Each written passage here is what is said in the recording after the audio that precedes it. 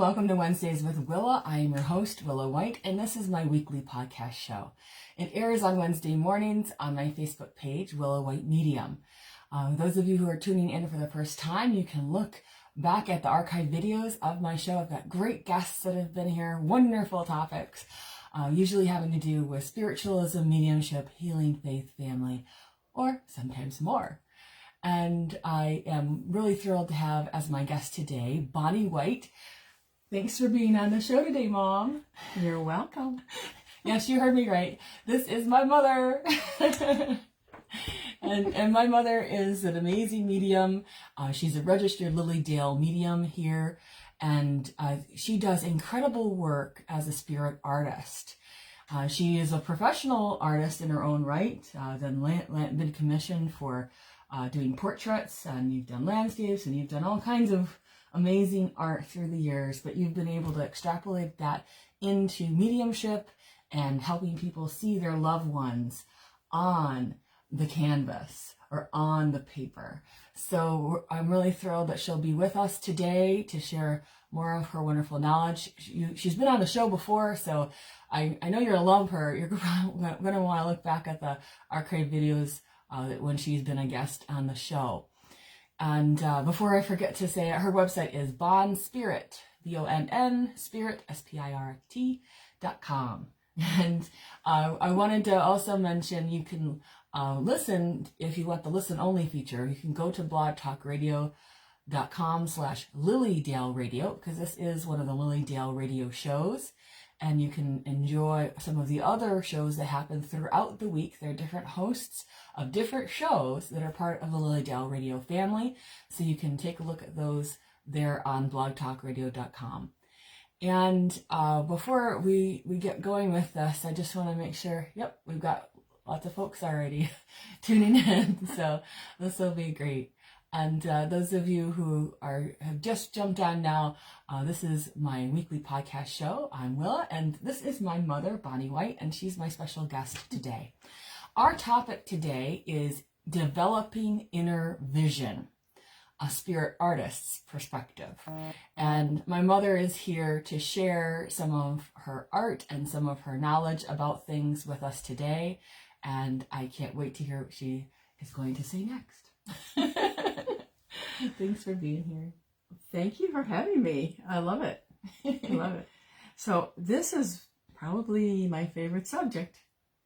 I would say so. And I just thinking about how did I develop, right? Yeah. I mean, it goes way back. Way back. Way back. I know that the inner vision kind of goes along with vision. Yes. Yes. The regular vision, the two-eyed vision. Mm-hmm. And so I was very fortunate to be living with my mother, who was, and my father, my family, who my mother specifically was interested in what was being seen. Mm-hmm. Especially flowers. Mm-hmm. So I remember at a very early age just loving flowers. I would go out and talk to flowers. And I remember talking to them. There was one flower in particular when I was very young, and it was a little, what's called a shooting star. And of course, I picked the flower and bring it in for my mom. And she said it was a shooting star. I was totally... because I had learned what stars were, right? Right. Twinkle, twinkle, little star. So it's like, I just felt so close to that. And I'm very fortunate it was named a shooting star. It kind of looked like a little shooting star. Yeah. And I'll never forget, I used to go and talk to it. And there was a voice, and I feel like it was a man's voice that was speaking through the flower. And so I would go out and find flowers and pick them. And my mother said she grew flowers just for me to pick. Aww. Because usually you stop your child from picking a flower, right? Yes. And then they want to so badly. Yes. And so that was, I feel like that was one of the best things my mother ever did for me. Yeah, it was very loving. And you're wearing flowers today. I didn't think of that. Yes, I am. I love outfit. flowers. I still love flowers, but I feel like a communication with plants is probably more a communication with the spirit being that is speaking through it. Oh yes, the spirit essence. The spirit essence. And you know, the Bach flower remedies are all about healing with that essence. And there is so much to be said about our relationship with the plant world. And I remember, this is something I didn't remember. When, after I graduated from college, I was an art major, of course. And after I graduated from college, we went to visit a professor of ours. My husband and I went to visit him. And when I was at his house, his wife was having some kind of a problem, maybe cancer. And I went out in her backyard, and there were all these flowers growing, and I talked to them. It's like, oh my goodness, they talked to me, I should say. Right. And then we went in the house, and there was a whole bouquet. And the whole bouquet was just loudly talking to me. And all of a sudden, they showed me a place from the professor, the man of the house, not his wife, but the man, and showed me a place that, and I said, do you remember this place? I mean, it was a place in the city somewhere. I showed him, I talked about what was outside the window and everything. And he was just like not saying anything at all. And yet I was told I should keep talking and telling him, and there was a woman there, and so on and so on and so on. And so it was unusual because we were staying with some friends, and he called the friends to find out if we were there yet. And I was the only one in the room. I picked up the phone, and I was so surprised that it was him. You know what I mean? Sure. And he said he hadn't even pressed the button to make it dial. Whoa. So there were some things happening for him. Sure. But he was not the kind of person that would come out and say, wow, that was my aunt or whatever, you know. And so years and years and years went by, like probably 20 years. And all of a sudden, my husband talked to him, got in touch. And he said, by the way, do you remember when we were visiting your house and my wife told you about, and she was with the flowers and everything? And he said, yes. I said, he said, you never mentioned whether there was anything accurate about that. He said it was entirely accurate. It scared me. So it's like, that was proof that I was getting messages from the flowers. But I was But you were starting to channel through spirit at that time. Yes. And the spirit, the flowers became an entree for you because it's something from your childhood. Yes. So it's an example of how mediumship can kind of develop from something that was an understanding of beauty. Yes. Or an understanding of higher elemental power that can jumpstart some things for you. It became a connection. But you were able to see that, so it was a clairvoyance. Right. It was an inner vision experience that you had during those moments. And then, as far as the art is concerned, I was always drawing things. But I would draw things that didn't make any sense.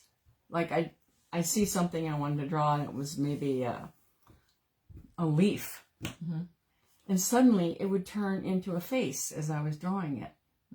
And I could see it very clearly. So I was already getting inner vision through the plants. But also through the drawing. And through using the drawing. Using the art. Using the art. So, because I was concentrating on that. And people would say, what's that? I said, it's just a leaf that looked like a face.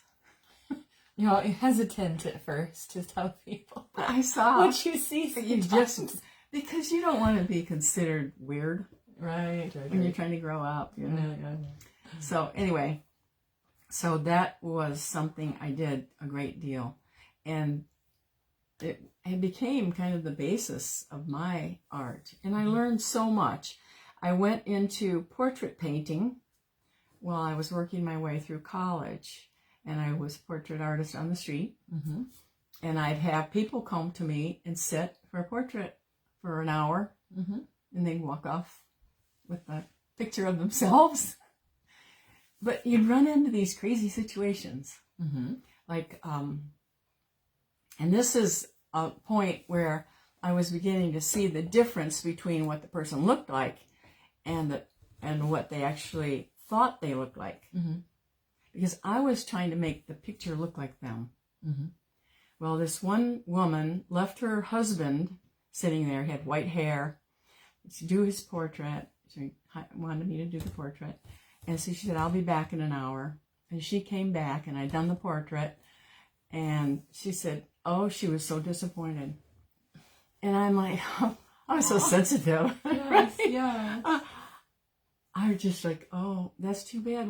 What do you see? You know, she said, and then she tied into her husband. She said, I can't remember his name. You did not put your makeup on this morning. He had white eyebrows. He's totally white haired. And he hadn't, I told him he has to do this every day. And she was furious with him because he didn't make his eyebrows black. And To look younger somehow. that's the way she pictured him. Okay, so then what happened? And so I said, well, if that's it, I think I can fix that. And then I felt so like, oh, I'm just It's almost like having to Photoshop your art. Oh no. Photoshop my own art. And here's this man, he's being so humble. Castigated, And yeah. she is being so cruel to him, right? Uh-huh. And so I just quickly took the charcoal. Charcoal is my friend, you know. And she uses charcoal with a lot of her spirit art. So anyway, so I put the black eyebrows, and then she was totally happy. Okay. Okay. She said, I want you to do my portrait. So I was cringing. Do you dare? I was cringing. She liked it. I don't know what this person thinks she looks like. Right.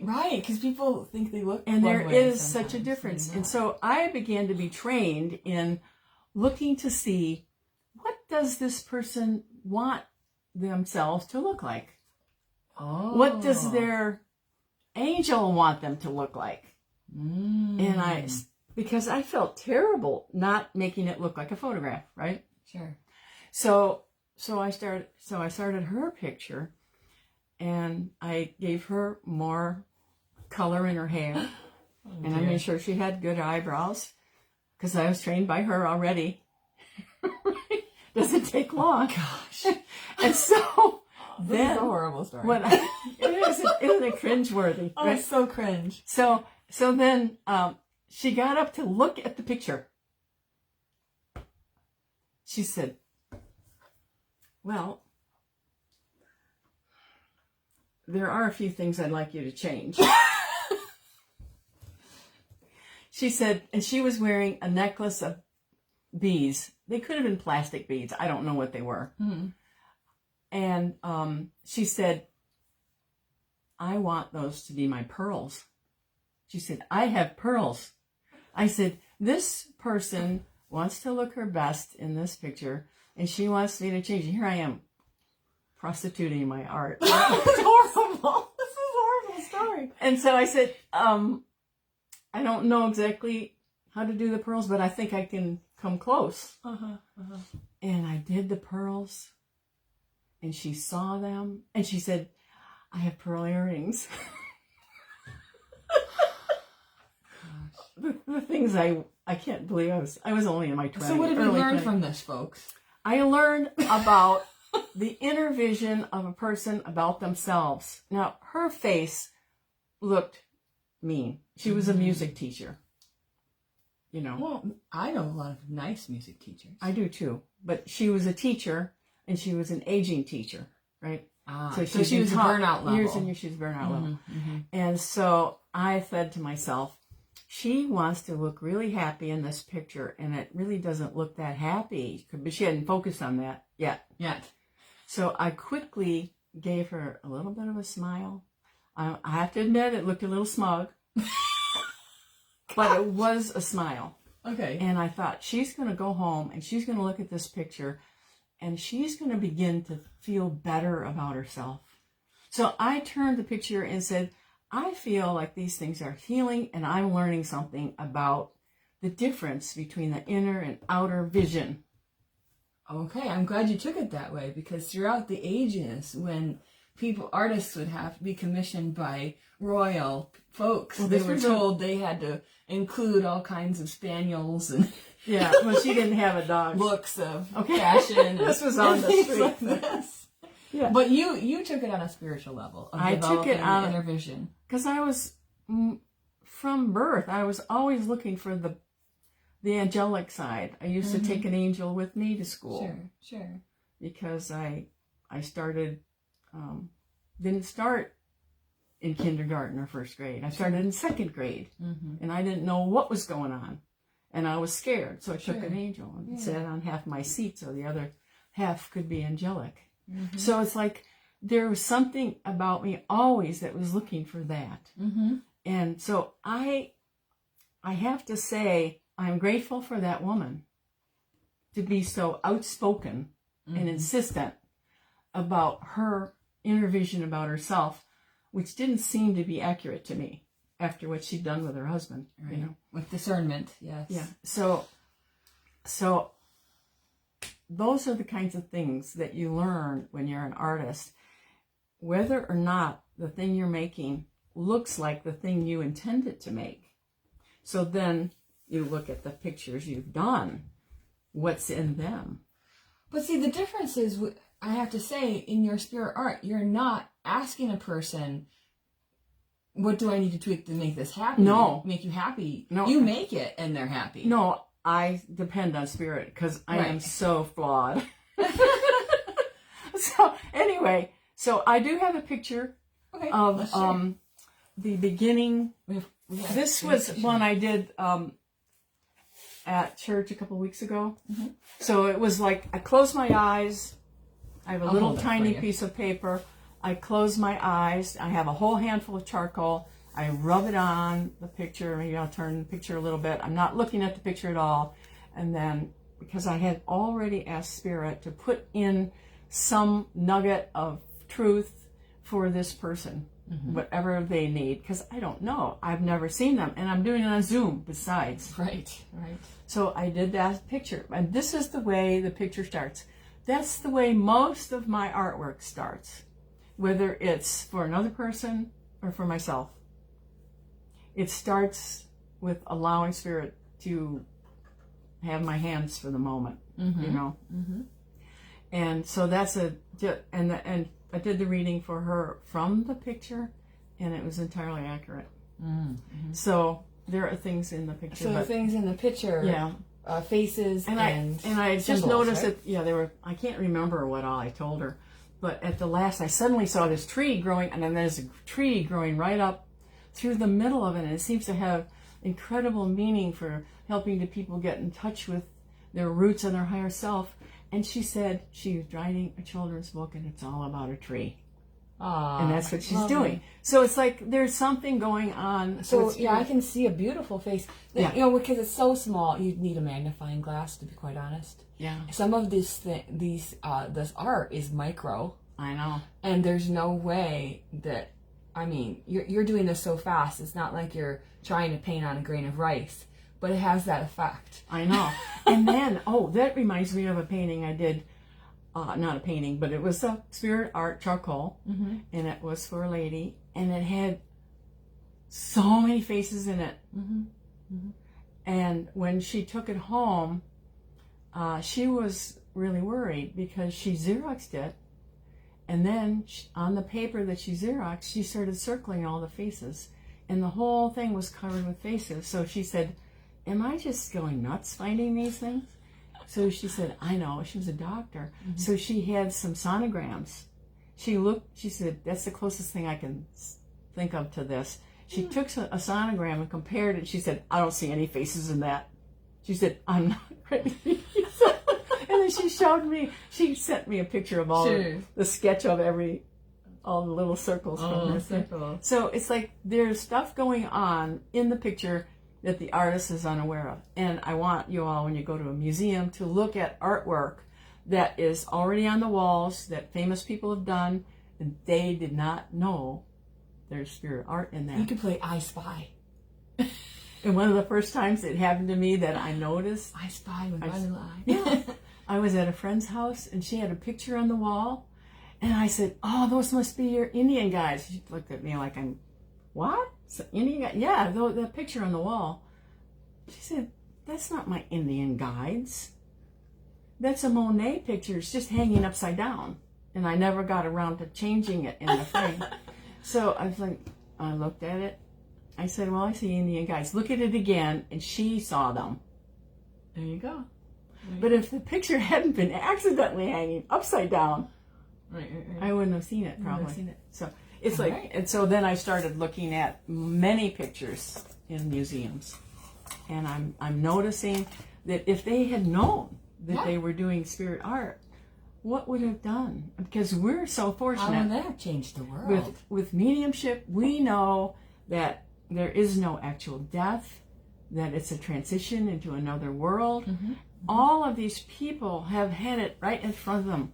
Yes. And they've had it on public display in front of everybody else. And you can go and see these things, and the artist didn't even know they're there. Sometimes they did. Sometimes it gets covered a little bit. Yeah. That they, you know, Well, they wouldn't in the want whole it to thing. be there. It's just, But what is that face in their doing there? private journals and things like Right. that. So anyway, Let's do this one. one of the things that I noticed that you can get personal messages, actually, but it goes beyond just me for myself. It goes, anybody can do this. Okay. That's right. All right. Shall I But do this hold one up? was a question. I wanted a glimpse of the path, because you hear so much about the path. Everybody's on a path. And I really wanted to have something that shows me a glimpse of the path. And this was remarkable to me. Mm-hmm. Because after I got done with it, I looked at it and I said, I cannot believe all the stuff that's in here. I mean, there is what looks like a little monk, and he's holding the world in his left hand, and he's holding a staff in his right hand. And at first I thought it was just a staff with like wings at the top. And because he's kind of bald-headed, I decided it wasn't an Indian. Sure. I wasn't intending it to be Mm-hmm. anything, but that's what it looks like to me.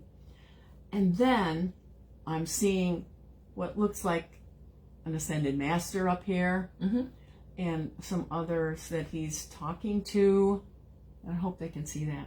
Yeah, you can actually see that up top here. You can see the arms, Yeah, kind of, and and the they're hands like, out they're there, like and the head here with a blessing. gradient of light. radiance of light and And blessing. then there's another here and another And here. so I figured that this must be the path. And they said, before you take that path, the feet of this little young, I don't know, person on the path have eyes. Each foot has an eye. Oh yeah, there are eyes on the And feet.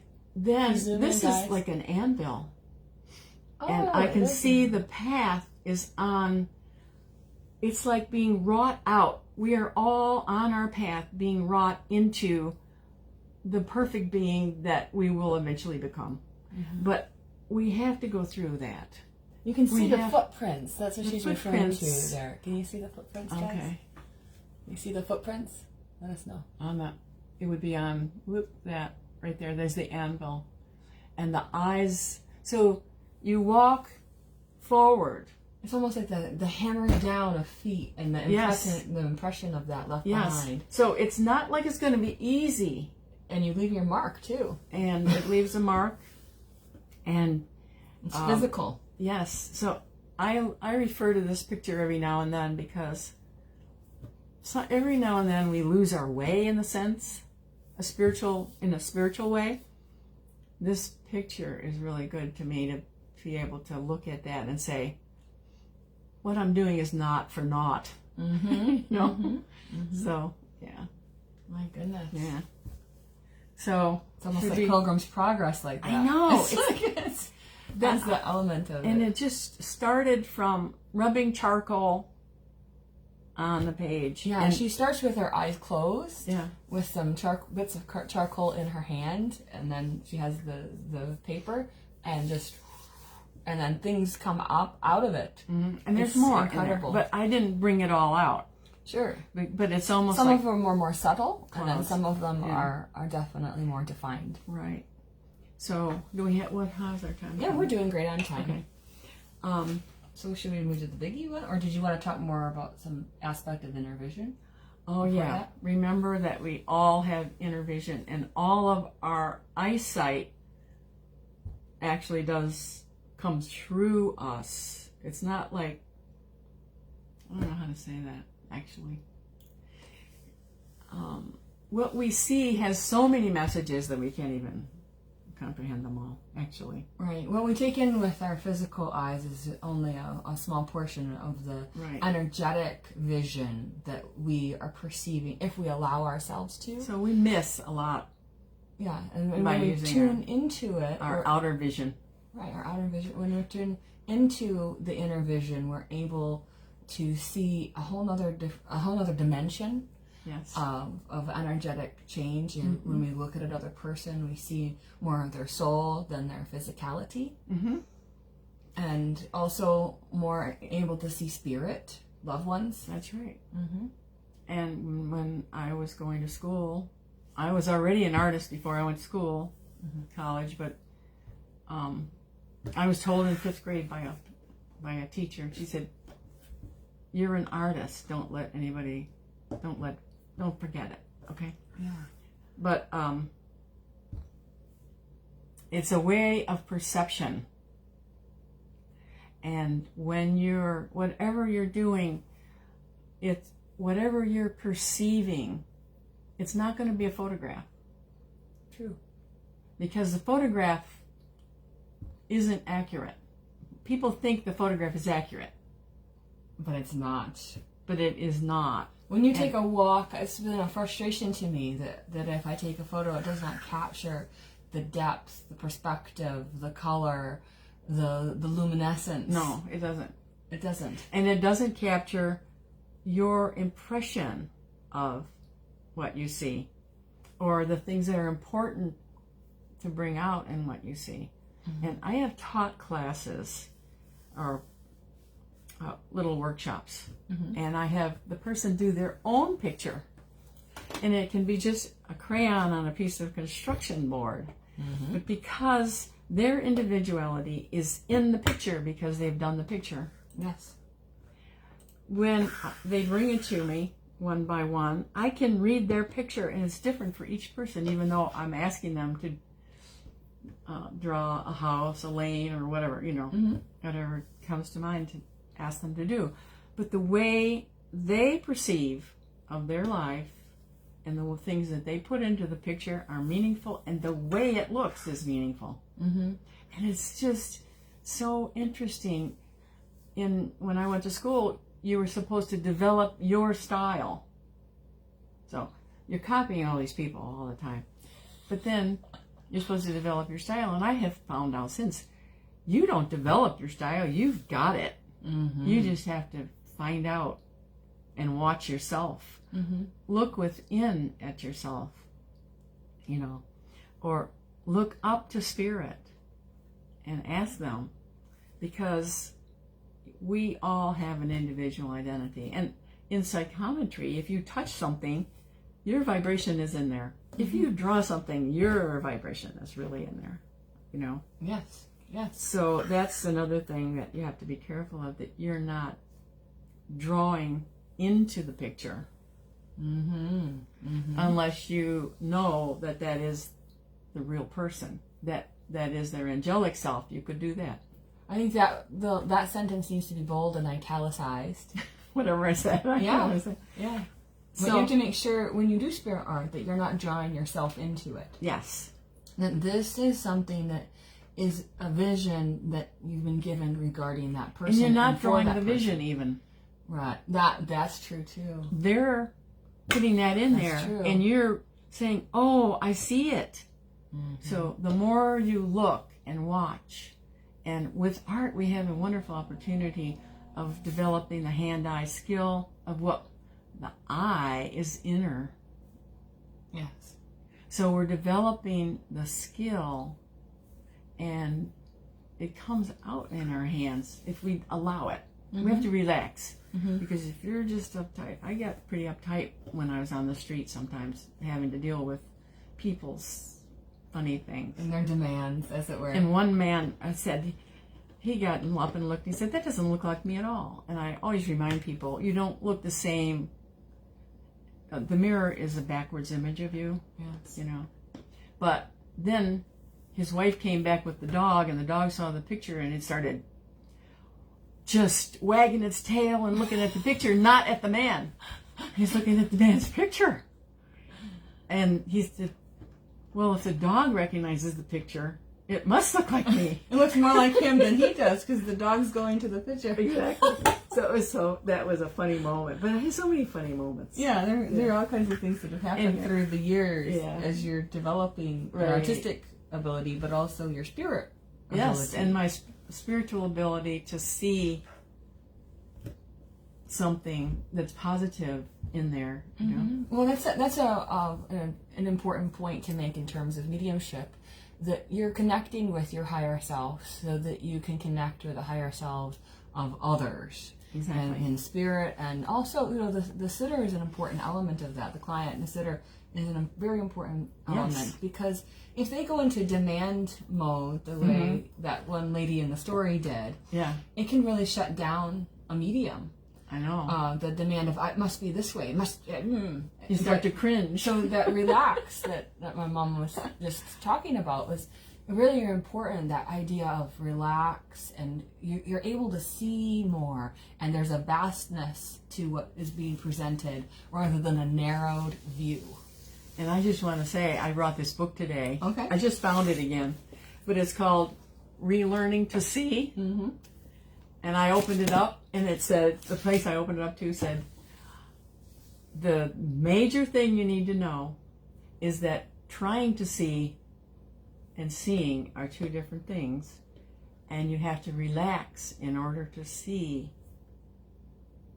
Our eyes become tightened in certain ways, and then hyper focused, and then you're trying to see the whole line, and you can't read any of it, and your eyes aren't relaxed. So it's like relaxing as a medium is huge in the process. You're up in front of so many people, maybe 500 people, and you have to give a message, a meaningful message to one of all those faces. Yes, where the spirit directs you, kind of thing. Yes, the spirit directs you. And so you have to learn how to relax. So a big point is that developing inner vision does take moving more into a space of relaxation and openness to really assist that process. Right. Because if you're in a worried, upset mode, it constricts everything. Well, you might just see worried, upset people too. That's true. That's right. And it's hard. You can't get them out of that because you're in it. It's easier if you're in a higher space yourself. Yeah. To put the hand down to help them up. Yeah. So, and you can't say stop frowning. Nobody's going to be able to stop frowning. You know what I mean? Right. When they're in the mood. Exactly. But I think that's a really important point for developing inner vision. And also there's an imagination at play. There's willing to suspend what you perceive to be physical reality. Right.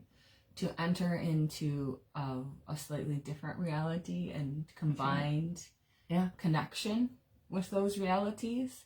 That when you know that you're a soul, you know you're not just this body. That you extend beyond the so-called body and edges out into the world energetically. And that the vision that you perceive can come from what is extended outward and in your connections with other people, and also inward, that infinitely inward, infinitely outward experience. Right.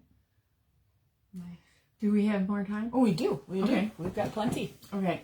I want to talk about this because I love to ask a question and then meditate and get all relaxed about it and not have any pressure.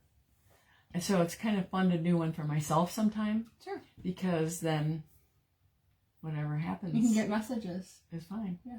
For yourself. And so my question was, because I have spirit artists that work with me from the other planes, and I have spirits who arrange the whole thing, you know. Yes.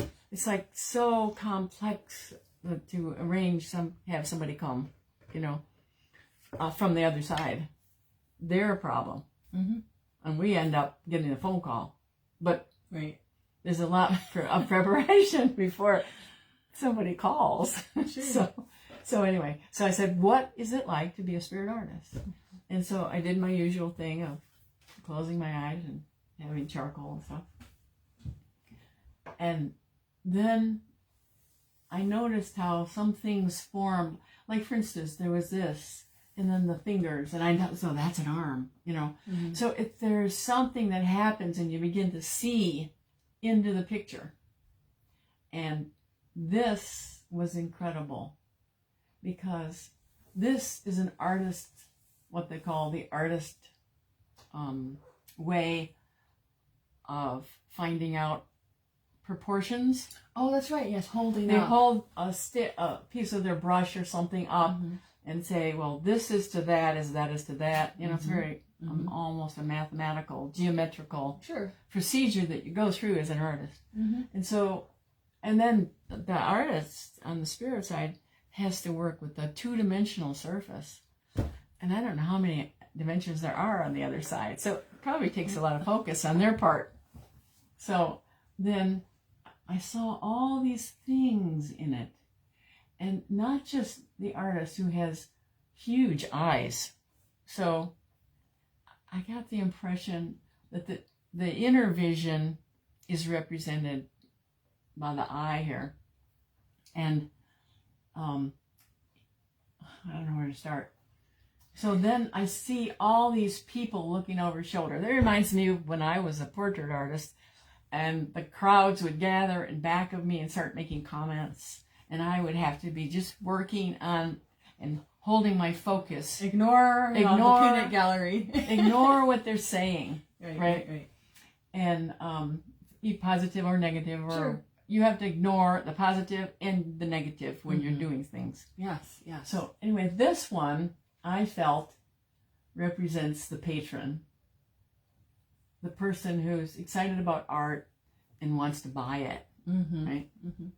This one is someone who is philosophically maybe another artist, somebody who's trying to learn from the situation, and momentarily she's got something in mind. She's purposeful here. Mm-hmm. He wants to find out. He's a questioner, you know. Sure. What's happening here? And then I can't remember what I thought this one was, but this one is an older, potentially maybe another portrait artist that's been doing it a long time and watching the younger person. And this one's the critic. Yeah. You look at that picture, it says critic written all over it. Yes. And so she's like this, her neck is stiff, and she's looking to see, what is he doing? Right? Yes. People are like that about spirit art. Yes, because people are so worried they're going to be criticized. Right. If they're a medium, if they're a spirit artist, there's or always just a living critic. being, right? You always have a critic. Doesn't matter what you do. Yeah, right. You know, food, movies, the whole shebang. Yes. And then here's the faithful dog. Aww. You know, but doesn't she have an attitude? And she's going to talk about it later too. Oh yeah. And then, and I think this is her hand on his shoulder. She's trying to control him. She is trying to with her criticism, right? Wow. And so he's got to ignore that. Mm-hmm. But notice it's fainter in terms of these are strong hands that you can see here, and very faint. But she's got this. I'm going to control this person. Yep. Mm-hmm. She's trying, but he's going to try to But he's trying to just focus on what he's doing, right? And then there are other things here. And his hand is holding other brushes. So lots of times in the left hand, you'll have all this potential of things. But this is the one that's struggling with the moment with the out doing. here. Yeah.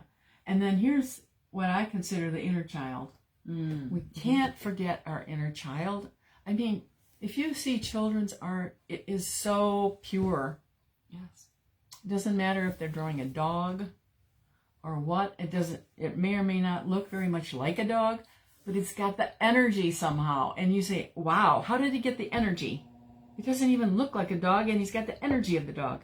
So there's something natural about calling in the inner child to help you, so that you get that. And then there are other. You remain playful and open to possibility. Yeah, and it's not a problem. It's not a problem. So it's like there's something about this picture that explained a lot to me. I think he's probably dealing with all of my concerns. Sure. Yeah, they showed up. My concerns are all these. They're not necessarily other people. Right. But sometimes thoughts can become things, or almost feel like they're entities, but they're archetypal natures. These are representative of archetypes. That's right. That show up in our life. And they show up when we're working, and he is kind of like the teacher of, this is how you keep your focus and struggle with and learn. So, you know. And there are other faces in his garments. Yes, there are a lot of faces. You can, if you zoom in on this guy later, guys, you can see that. Oh, and other faces. Is that a cat? Do you think that's a cat? Yeah, I don't know. It has... I don't know. It looks like either a wild animal or... It looks like a wild animal more so than a cat to me, if I had to gauge it. Yeah, it does. But there's almost a serpent quality, almost like a eel. Oh my gosh! Here in her, above that. Above her, yeah. Wow. It's almost like a tongue thing coming out there. Oh yeah. Am I seeing that right? I never saw that before. She's got the serpent tongue. She's got the serpent tongue. Criticism. Right. Yeah. I never thought of that. So there's something always new. Yeah. And so you have to incorporate that, and trying to, an artist is easily discouraged by their own critic. Yes. Inner critic. And that's not good enough. That doesn't represent what I wanted it to. All of that. Nobody's going to like it. Yeah, all that stuff that we all deal with in other things. But in that can translate itself into mediumship too, because there is an art and a skill in terms of mediumship, just like there is in creating of art as people develop with that. And sometimes we have a host of characters that show up in a reading, in a session, that take on different archetypal natures, but sometimes we need to be aware of how those influences are around the client or the sitter, and how some of those past associations, good or bad, can affect them as they're living in their life in the now and going forward. Yeah, and so we all have those, basically, but we all have to deal with them, And they're our teachers. Yes. These are all our teachers. Yes, people are our teachers, for sure, in this process. So you can see how with the spirit artist, this is a development of the inner vision that starts to occur, and spirit forces at work when you're in your spirit art process. That's right. That's why I love to be in it. Yeah. I love to be in it. And it gives you so much joy to sketch, just to explore anything with your hand-eye. It's a beautiful thing. But there's a creationary force at work that happens with it. Not that you're trying to play God or anything, but there's the idea of the creationary force that is happening in that moment when you're creating the art. And there's a creationary force when you're a medium too, because all of a sudden this message, from the beginning to the end, it kind of gets tied up in a bow sometimes, and it becomes this gift. That's right. Of of imagery and word and thought that is a true gift of the present. That's right. To the client, to the sitter. Perfect. In the form of a spirit reading. So it's all part and parcel of those things. And each person is an individual that's bringing gifts to everyone and getting gifts from everyone. It's very wonderful. I mean, you could have looked at that gift that the lady showed up with in terms of criticism, and you could have said, I hate this gift. Oh, this is the worst gift ever. Right? Opens you to criticism. Or you can say, this may be an opportunity for me to figure out what is it that she really feels she needs. And what does she she have looking empathy about these things. What does she need to look at when she sees her picture? Why is she so critical on a deeper level? Yeah. I don't know. Because sometimes that needs to be addressed in our relationships with other people and how we're going to move forward with them. So I know we've just got a little bit of time left in terms of developing inner vision. What are some other thoughts you wanted to share with us today about that? I'd say don't be afraid. A lot of people are afraid to do art because they say things like, I can't draw a straight line. And I'd say, not too many artists need to draw a straight line. If you need to draw a straight line, you can use a ruler. Right. You're not trying to be an architect. No. You're trying to make the discoveries. These are not building plans for building a construction. That's right. Area. You're looking for information that comes from spirit. And everywhere you go, you can see it. And everybody you meet, if you meet a person and you only look at their poor, decrepit self, you're not seeing the person. Right.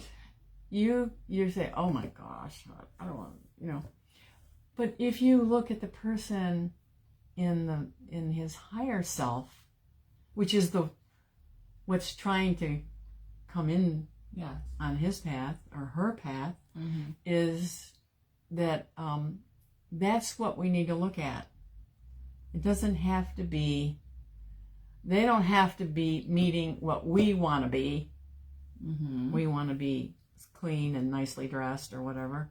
Right. But they don't have to do that in order for you to see their angel. Which is incredible. Absolutely incredible. Right. So, and everybody has something. They do. Yeah. There's some sort of gift they're bringing to the table, even if they don't realize it. That's right. And they're developing the gifts that they don't have as much, maybe.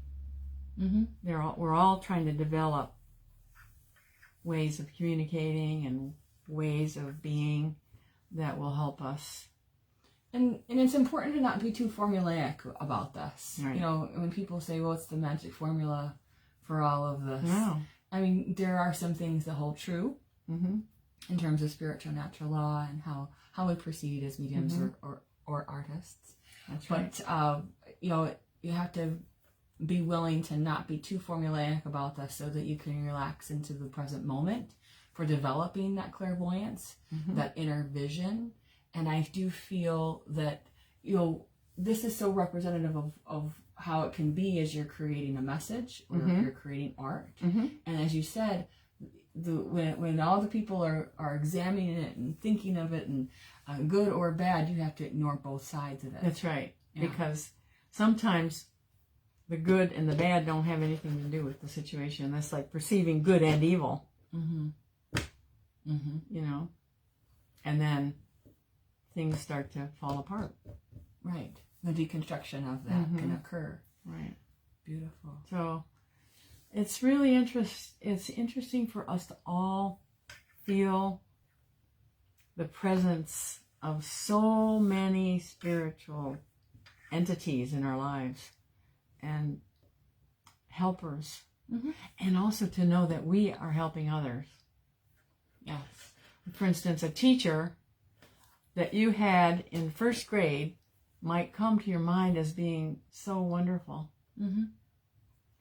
Then she retires and you're grown up and you think of how wonderful that was. If that teacher keeps making progress in her life, and even if she's passed, or he is passed, that means that the person who's looking for that again, remembering the past of the beautiful person that they did know, that will be enhanced. It's like you, just because you no longer have this person in class, that was 50 years ago, doesn't mean they don't think of you. That's right. And when they do, they will get an inpouring from what you have become today. And so if we remember that, it really helps our own progress. And then inside, a person knows when that person is looking forward, whether it's looking forward or backward, the person knows that they are looking for the progress and that what they do is important. You think what you do isn't important. It is important, even after you've already done it. That's the weirdest thing. It's just like the previous art we showed with the feet are stamped in there, the footprints that you leave behind with all and of so this. other people can follow. Even if it's a tough path, they can follow you out of the tough path. And they can see that they have the equipment you have to do it. And it takes I feel that developing inner vision also takes a willingness to see beauty in the higher way. Right. It does have a necessity of the sacred connection to really fulfill it on a deeper level. So the development of inner vision is also part of the unfoldment of the self and the soul. And that inner vision comes more and more readily as we continue on that path. It's because we have the experience of talking to people who have passed. Right. And we know that they had a funeral for this person. And so in some people's mind, that's over. Right. Not over. Nope. Even after you pass over, the connections you have to the people who have passed, and you can help those connections by looking for their higher self. And it's not that you don't remember past bad stuff, but you can put it into a different zone. It's something that has changed if you can speak to them when they're on the other side now. Right. Because that has certainly changed. So that transcendence, that moving into the understanding that we're not just this body in this place that we're in. There's a spiritual matrix that we are all living in, and this tapestry of connection that we have with it all of these strands that we represent energetically.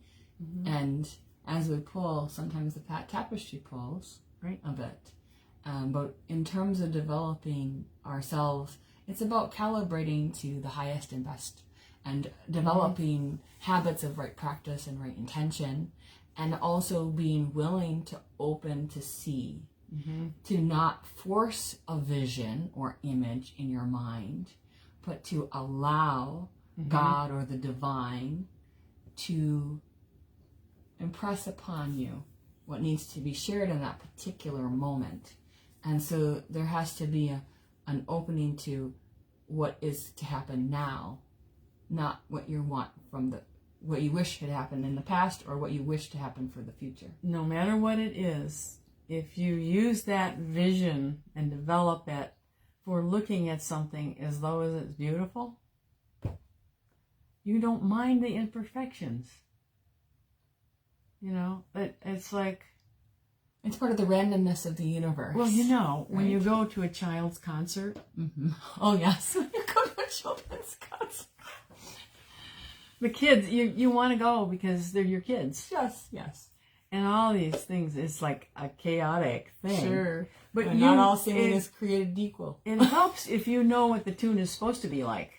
Because if you listen to it and hear the tune the way it's supposed to be in your brain, in your vision, you can follow along, yeah. It makes it more meaningful. And eventually they will get in harmony. Yeah.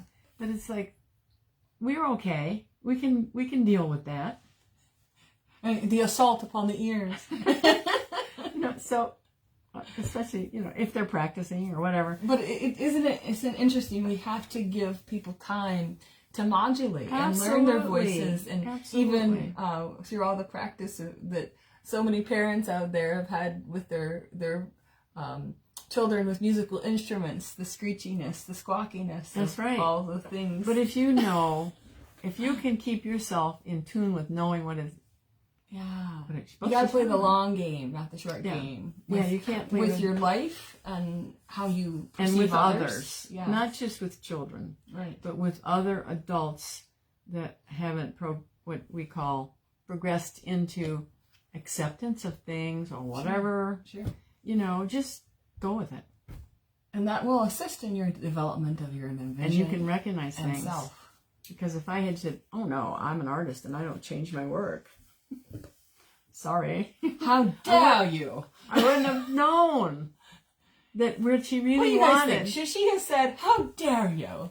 Or should she have done what she did? Or is it just as it needed to be? All of a sudden, it occurred to me, she wants something she can look at that's of a higher thing that I can see right now. It might help her to get into that space more readily. That's what I was thinking. Because she can mirror that which is the higher self if she can see it. Yeah. And that's an excellent point that you're making, Mom. Yeah, and that's why it's important to go with what you learn. Mm-hmm. And that doesn't mean the next one's going to be the same. Right. So life has many twists and turns and the varieties of these things. It does. That's what's so exciting. Well, this has been fun to explore developing inner vision, especially because you shared with all of us your beautiful art and how you perceive things and how things unfold. And my mother doesn't just use charcoal. Throughout the years, she's used many different mediums. Yeah. But, you do big acrylic paintings, which are like oil paintings, only not as smelly. I do pastels, I do oils, I do watercolors, I do acrylic. And so she has examples on her website. If you go to bondspirit.com, you can see examples of my mother's work. Oh my goodness, that went fast. Where you can see different images, and it's full color too. So a lot of great things that hope inspire you on your journey as a soul, as a medium, or perhaps even as a spirit artist. So just keep doing it. Keep walking. Keep walking the path. Mm-hmm. That's beautiful. Oh my goodness, I almost forgot to mention, guys, I am going to be the featured speaker and medium this Sunday at the Church of the Living Spirit here in Lilydale. They are allowing in-person services at the Assembly Hall. Or if you're living at a distance or prefer to watch online, you can tune into that via Zoom. I'll post what links you need to see on my Facebook page so that you can join me for Sunday services. I've got a great lecture about blessings all ready for you guys, and I can't wait to share insights that Spirit's given me about things over the years regarding blessings and how you could possibly apply it in your life in the here and now, especially with Thanksgiving coming up. So wishing you all a beautiful week ahead, and I'll keep you posted as to the next shows that are coming up. You can join my Facebook page and you'll know when I go live for these beautiful weekly podcasts. Thanks for being on the show today, Mom. I really appreciate having you as a guest. And a mother. She's like the best mom ever. So, all right, everyone. Have a beautiful, wonderful day. God bless. Bye-bye.